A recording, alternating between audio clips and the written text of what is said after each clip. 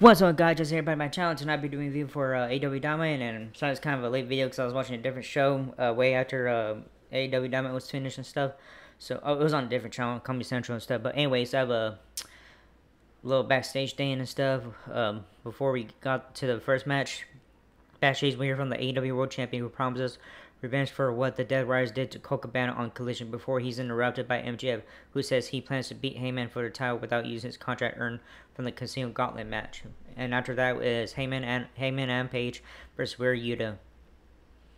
Alright, Heyman Page says he's not getting goaded into a title match if MJF wants a shot. He either uses the contract or earns a shot, and he has the guts to do neither. With that, he heads to the ring as we get ready for our opening match. As soon as he hits the ring, however, he is attacked by Wheeler Yuta. Despite the sneak attack, Page manages to fight back, sending Yuta out of the ring for some hard shots against the barricade. He brings Yuta back into the ring for a fallaway slam before sending him into the corner for more damage. After some more brief action, Heyman hits a backshot layup for the quick win. Following the match, Heyman makes it clear he is not satisfied yet. He begins manhandling an already bloody Yuta. He pulls out a giant chain. He wraps it around Yuta and squeezes it as blood spews out of his dome head, whatever. Fans chant, "You sick fuck," at him. He points out to Yuta how no one is coming to save him. So yeah, so winner is Heyman and Page. Alright, next match is AEW World Tag Team Title Eliminator Tournament, FTR versus Jet Speed. This was kind of a good match. I enjoyed it. Backstage, we have a good word from Billy Stars, who talks about in cues after being presented with names and topics by the Font Gods and forever ROH Women's Champion Athena starts about to make Tone T Storm pay tonight inside the arena. FTR's theme hits, and now they come. They sell in the green. The music dies down. It's only time for action and already in the ring. To our second match of the show. As soon as the bell sounds, Dax Harwood and Cashware charge across the ring, stealing their entrance vests and attack Bailey and Knight. They look for the Shattered Machine on Knight, but Bailey breaks it up and goes for a roll up for a 2 count. After some more back-forward action, we head to a mid-match commercial break. When the show returns, Bailey is the legal man as he gets a 2 count on Harwood. He takes Dax to the ropes, but is intercepted by Rear on the apron. The two fighting it out until Bailey ends up taking both of FTR out with a springboard maneuver. Dax back in the ring. Bailey goes for a shooting star press, but Harwood dodges it, only to take a shooting star stomp on Speedball for a close 2 count. Tag made to Kevin Knight as he hoists Dax onto his shoulders, with Knight hitting an elevated dropkick to Dax down hard. Alright, covered by Kevin, but it's only for good for 2. The action spills out to the outside where Billy launches himself over the barricade onto Wheeler as Dax invades a splash for a cradle, and a near fall powerbomb is reversed into a hurricane by Knight. But Dax kicks out. Harwood lands a slingshot bomb on Bailey, who comes in, but Kevin gets a close near fall instead, only for Dax to roll him up, getting an assist with a crush from Stoke for the victory. So winners and advancing FTR. Alright, I have once the match wraps up, the commentators give us a look back at the bracket tournament, which continues to conclude. Tony Schiavone is with FTR in the ring with FTR, and Stoke has, as the crowd starts booing. Tony talks about what Cope said last week, as Hathaway says that Adam Copeland should be in prison. He had no business putting his hands on Stoke last week, and he is a horrible human, but being a loser, and he's a cancer to AEW, and it doesn't matter what anyone says. Before he can finish, that theme for Adam Copeland hits, and out comes the Radar Superstar. Cope gets on the microphone. Hathaway calls for stupid music to be cut. The crowd is still singing for a moment after end. Stoke says he made it clear that Adam is not allowed to be in the vicinity of FTR. So what is he doing here? Cope says he forgot about all that, but he made a deal with some businessman who can't do what he can't. He then points out that these people are hard to hurt people. That's their business. Out comes the Hurt Syndicate as Bobby Lashley and Shelton Benjamin go after FTR. They start brawling as officials look to break things up. Bobby sends Wheeler into the barricade as part of the chaos before they're forced to leave ringside. Back in the ring, Cope goes after Stoke with the spear, but it lands on security guard instead. As Hathaway escapes the ring, Cope's music plays as we cut away. That's how the eventful post-match scene wraps up and stuff. And then I have a segment with Ospreay and stuff. Yeah, he returned to Sebastian with Nick Wayne. It's all about Mama Wayne. Talk about Uncaged, all that stuff. All right, and then we return, we see John Moxley coming up short. He's not gonna bitch. He's gonna invoke his rematch clause. He sends a message to Heyman Page and walks off ring to Shafir. Hangs back to Mean Mug the camera before leaving as well. Inside the arena, Will Ospreay's theme hits. Tony Schiavone is in the ring and introduces the aerial assassin who comes to the ring. Schiavone asks him about the match he had at All In, Texas, and the damage done by the Dead Riders, with Ospreay saying Khan didn't know he was going to be here as he flew himself in. Will says he's been dealing with the neck issues for over 10 months, not quite being on the level with the medical team. He apologized for hiding this, but says he wanted to get us over the finish line. He talks about making sacrifices and the fact they managed to get that title back. He says, but after what the Dead Riders did, he was rushed to a hospital room for an MRI. They found issues in 2 of his vertebrae. Through the doctors did say it was treatable, and he is hoping to be back in action in time for Forbidden Door. Let's see what happens. From there, he thanks Swerve for his help at All In Texas and congratulates Page and winning the title, reminding him he is wanting that rematch sometime soon. As for the Dead Riders, it's eye for an eye, so he will come after them soon enough. He goes to leave, but Swerve comes out and hugs him first. Alright, backstage with Willow, backstage promo thing with Willow Nightingale. She said she has a refocus about she has issues, a challenge thing with Thekla. There were spider senses and all that stuff coming for her and all that, blah, blah. And then we cut commercial break. And then the Hurt Syndicate, back commercial, we take a look back at TR and stuff. Alright, there. And security, we heard from the Syndicate before MJF interrupts, wanting to know why they're just buddies with Coke. Now they help him. Shit, come on, stupid thing. Alright, they help him deal with Heyman and stuff. And then MVP said that was a business deal before Bobby lunges at MJF to tell them they don't need him. They don't need to help him with anything. This is all a reminder to Freeman that this is strictly business before the Syndicate leave the room. Alright, next match coming out, AEW Women's Championship Eliminator, Thomas Tony Storm, who is a champion, versus Billy Starks. Back at ringside, we see Athena watching from an opera box as Tony Storm heads to the ring for our next match. Bayley Starks makes her entrance, and we get this match underway. Storm goes on the offense first, but Starks is able to fight back before the champ hits a sunset flip for a near fall. Billy goes back to work before Tony rolls her up for another near fall, hitting the ropes for a drop kick followed by a backbreaker to keep Starks down. She sends Billy to the corner for a monkey flip. Having a bit of fun, she runs to the corner only for Starks to fight back. She looks for approval from Athena before going back on the attack, landing a dive through the ropes to send the champ to the floor. Outside, she follows up with a senton off the apron, slamming the champ against the announce table before bringing Storm back in the ring. She hits a snap suplex followed by a bridge for a 2 count as we go to commercial break. When we return, Starks has the champ in the corner before Storm starts to fight back with some overhand hand chops and a Luthez press for a series of punches. Billy takes the fight back to Storm before the champ lands a choke bomb for the 2. Tony goes for a TCM chicken wing, but Starks breaks free, finding back to her feet to send Storm to the mat for a 2 count of her own. Dana watches on Starks that lands on some forearm strikes for a backslide, but Storm breaks free for a fisherman suplex and a cover for 2.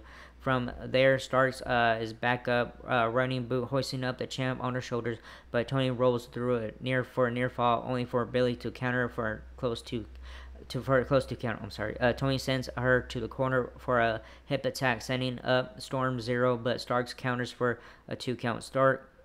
Shit. Sorry, my camera it distracted me. Alright, Stark sets up for a senton off the top, but takes a pair of knees by the champ, who locks in the TCM chicken wing.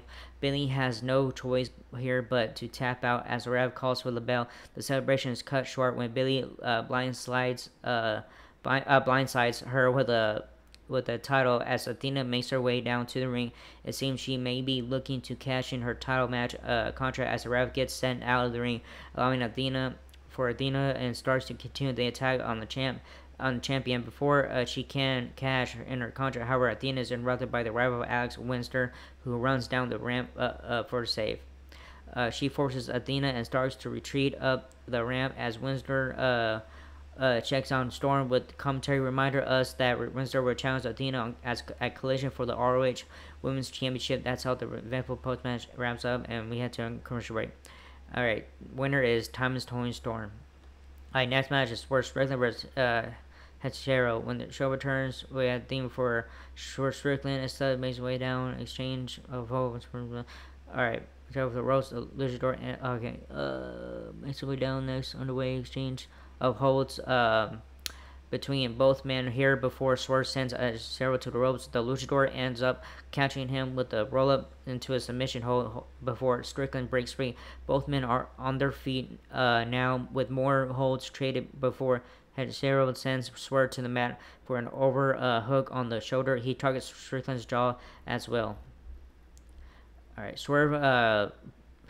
Swerve breaks free, only for Hechicero to go for a triangle hold. Swerve manages to counter out for an abdominal stretch, but the Luchador inches his way to the ropes for a break. Strickland mocks Hechicero a little, leading to a strikes between both men before going back to a hold for a hold situation, before Hechicero drops him to the mat with a hammerlock bomb.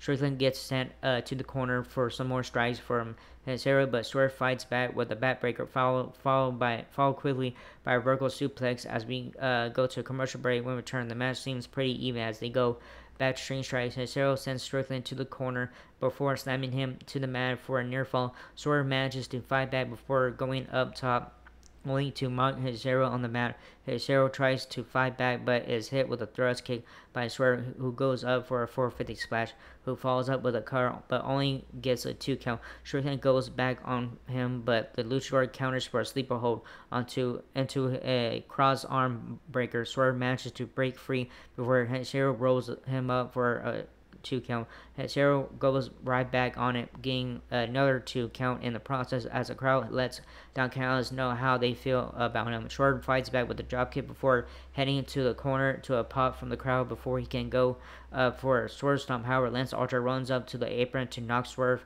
off the turnbuckle as the ref calls for the bell to end the match. Josh Alexander retreats from ringside to hang out with Callis as Archer continues the attack. Bandera runs down for the save. Swerve stares down Callis from the ring until Okada runs into the ring for a chair shot on the back. Strickland manages to fight back long enough for Okada to clear out of the ring, retreating up the ramp with the Don Callis helmet as the Swerve music hits while he takes a seat to call out Okada. So winner by disqualification, Swerve Strickland. Then backstage with Ricochet and stuff, and they talk about what's her name said. Ricochet and GOA and all that stuff. Then talk about money and all that stuff. So yeah, and then we have a segment with MJF and all that stuff. The show returns to Vermeer Sounds. Makes it interesting, and he makes his way to the ring and gets on the mic. He calls to Cuz Music as he has a lot on his mind. He runs down the Chicago crowd before saying he doesn't need Bobby Lashley to get back his World Championship. He calls Page a hypocrite, promising not to execute his contract, but to beat Page for the title inside that ring fair and square before he can go any further. However, MJF is interrupted by the arrival of Mark Briscoe ahead of his match against Claudio. Mark also has a microphone as the crowd chants "Them boys." Briscoe promises to keep this short like that kosher pickle MJF has. This gets the crowd chanting kosher pickle before Briscoe continues. He says he's exercising self-control as he wants to shove that microphone up MJF's ass, but there are kids here and they'll knock his paycheck when they can't get it back. Eventually, this leads to Briscoe issuing a challenge to Maxwell for a match next week, to which MJF says no. Freeman runs him down, saying that when the pressure's on, Mark loses and Max wins. He's a generational talent, the most complete professional wrestler in the world today. MJF says he'll be honest here from the bottom of his heart. Mark Briscoe sucks. To MJF, he is white trash, just like everyone here from the Midwest. He knows these people can't get enough of Mark Briscoe. He knows why, as the crowd tells him to shut the fuck up. He runs down Mark's looks before saying not even his biggest fans think Briscoe is a top guy. They don't think he's anywhere near MJF's level. According to Freeman, Briscoe is a joke. These fans don't actually like or respect him. MJF says he knows a guy from Delaware that these people did respect and appreciate. He can't imagine how hard it is for Mark Briscoe to look people in the eye and know that no one will respect him as much as he respected his brother Jay. This riles up the crowd, and Mark goes after MJF before he retreats up the ramp. That's how the promo ends also. So right away is Mark Briscoe versus Claudio Castagnoli.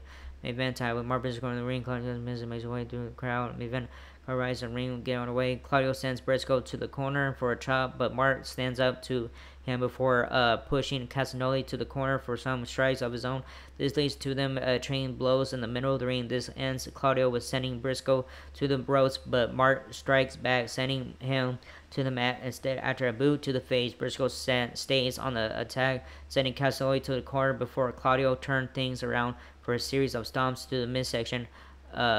The ref forces him to back off as Briscoe manages to find his footing, taking the fight to Claudio from the apron before sending him to the floor outside. Claudio back in, but Briscoe doesn't let up as he sends him over the top rope with a clothesline, but Claudio blocks a scissors kick. This sets Mark up for a giant swing into the barricade. On that note, we shift gears to the mid-match commercial break as the action continues. In our main event of the evening continues. We return. We see the fight has made its way to the turnbuckle as Briscoe sends Claudio down with a hard chop. Seconds later, he jumps into a European uppercut by Castagnoli for a near fall. Then Boys Chance tries to wheel Briscoe back into the match as Claudio steps on his hand, but finds himself distracted by the presence of Darby Allin in the crowd.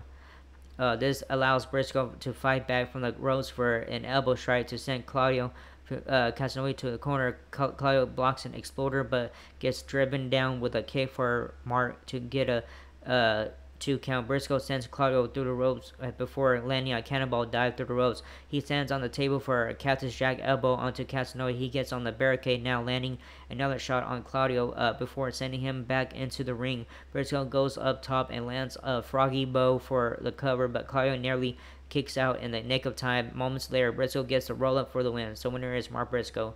Alright, after the match, as a post-match attack continues with Jon Moxley and others, Heyman Page comes down and tells Moxley their rematch is on for next week, but under his rules. It'll be on AEW Dynamite next week, and everyone will be banned from ringside, and that's how the show ends. So yeah, the Dead Riders lost 2 matches tonight, all in one night. So yeah, that was good. But yeah, sorry, I made the word sound. But anyways, it was a good show tonight. But that second match, that tag team match with FTR and Jet Speed, that was a good match, man. That match was back and forth a lot. It's a lot of action on that match. So yeah, I can't wait to see who wins that match, especially not FTR. So anyways, that was a good show and stuff. It was alright, but whatever. So the ratings are super low right now. I don't know, something's not right. But anyways, that was this first video. Hope you like it. Now, let us know. So like, subscribe, hit the button, leave a comment. You guys leave me a comment down. I don't care what you guys do. And that was it. And I'll see you guys Friday night for Friday Night SmackDown. Alright? Oh yeah, one more thing. Rest in peace, Ozzy Osbourne. Thank you for the music and stuff. So yeah, rest in peace. So anyways, that was it. And I'll see you guys in the next video. Alright? Laters.